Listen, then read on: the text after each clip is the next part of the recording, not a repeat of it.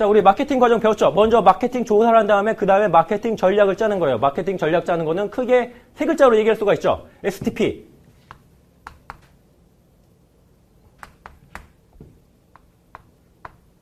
자, 세그멘테이션 시장을 분할하고요. 그 분할된 시장 중에서 타겟팅.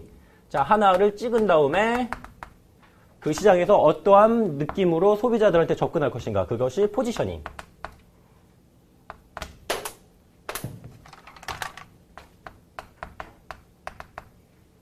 자, 먼저 세그멘테이션부터 시작하도록 할게요. 자, 그래가지고 406쪽으로 넘어갈게요. 시장 세분화. 자, 우리는 시장을 여러 가지 측면에서 쪼갤 수가 있겠죠. 자, 쪼개는 기준은 하나만 있는 게 아니라 정말 수도 없이 많은 기준으로 쪼갤 수가 있을 거예요. 가장 대표적으로 쪼갤 수 있는 게 1번이 지리적 세분화예요.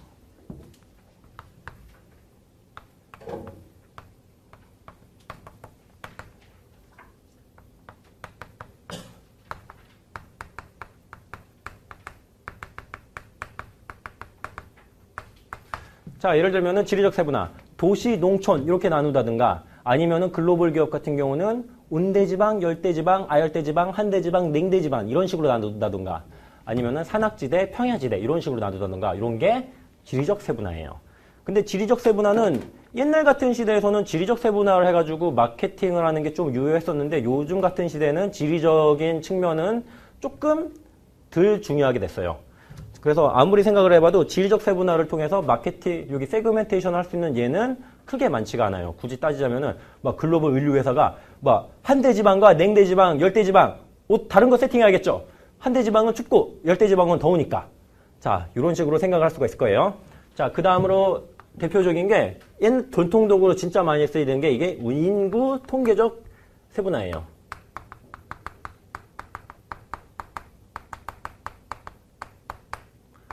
자, 인구 통계적 세분화가 자, 가장 많이 쓰인다 이렇게 아셔도 될 거예요. 가장 대표적으로 연령. 자, 20대 초반층, 중반층, 30대, 40대, 50대 이런 식으로 마케팅하는 거 충분히 경쟁력이 있죠. 자, 20대가 좋아하는 제품, 30대가 좋아하는 제품, 40대가 좋아하는 제품, 할아버지들이 좋아하는 제품 분명히 다르니까요.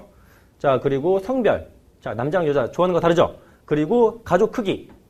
예를 들면은 무슨 음식을 팔더라도 1인 가족 같은 경우는 조금씩 사야겠죠. 많이 샀다가 남기니까요. 하지만 대가족, 예를 들면 할아버지, 할머니, 증조 할아버지, 증조 할머니 이렇게 살면은 진짜 왕창 장난하게 많이 사야 될 거예요. 조금 샀다가는 마트를 진짜 안방 드나들듯이 해야 될 테니까. 그리고 가족 생애 주기. 자, 이것도 중요해요. 예를 들면 처음에 가족이 탄생할 때는 1인 가족으로 탄생을 하죠. 저 같은 경우요. 1인 가족. 그 1인 가족이 근데 2인 가족이 언젠가 될 거고요. 근데 그 2인 가족이 3인 가족, 4인 가족, 5인 가족 이렇게 불어날 수도 있겠죠. 근데 5인 가족으로 불어났다고 해서 거기가 끝이 아니에요. 근데 그 애들이 처음에 유아기를 거쳐서 좀 초딩이 됐다가 중딩이 됐다가 고딩이 됐다가 대학생이 되고 걔네들이 또 빠져나가서 다시 2인 가족 이런 식으로 가겠죠. 이런 식으로 각각의 라이프 사이클에 대해서 세팅을 할 수도 있을 거예요. 그 초딩학생이 있는 집 아니면 중학생이 있는 집, 고등학생이 있는 집 아니면은 중년 노부부만 있는 집 이런 식으로요.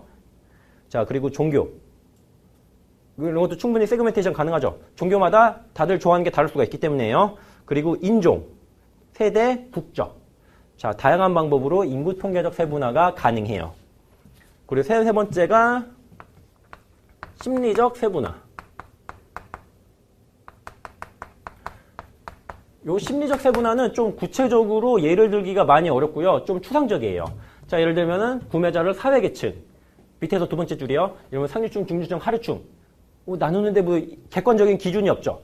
인구 통계적 기준은 남자, 여자 명확하죠. 국적 명확하죠. 나이 명확하죠. 하지만 심리적 세분화는 좀 명확하게 세그멘테이션 하기가 어렵다는 단점이 있어요. 자, 그리고 여기 406쪽 하단에 보시면은 시장 세분화의 기본 조건이 있죠.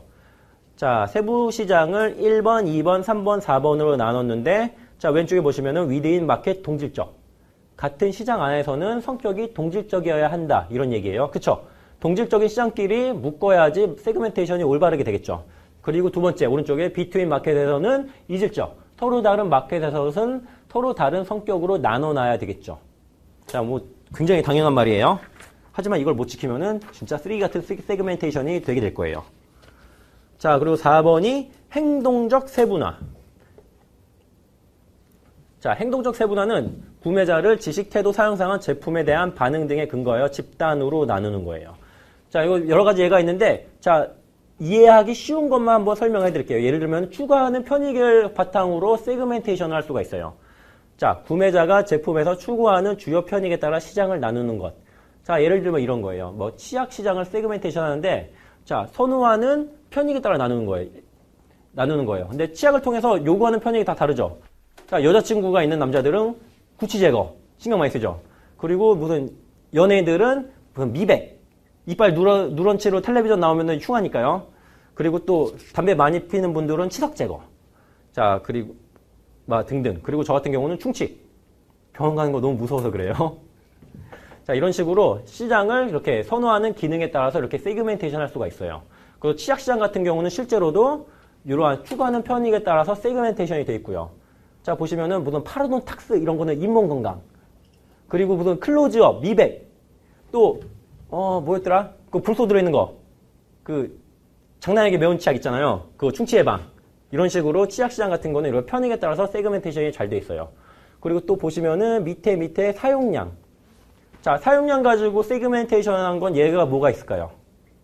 자, 대표적인 예가 통신사. 전화 조금 쓰는 사람들, 많이 쓰는 사람들, 그냥 적당히 쓰는 사람들, 요금제가 다른 걸 세팅해주죠. 이런 것도 시장, 여기, 사용량에 따른 세그멘테이션이다. 이렇게 이해할 수가 있을 거예요. 자, 그 다음에 효과적인 시장 세분화 기준 볼게요. 자, 이거 하기 전에, 자, 보시면은,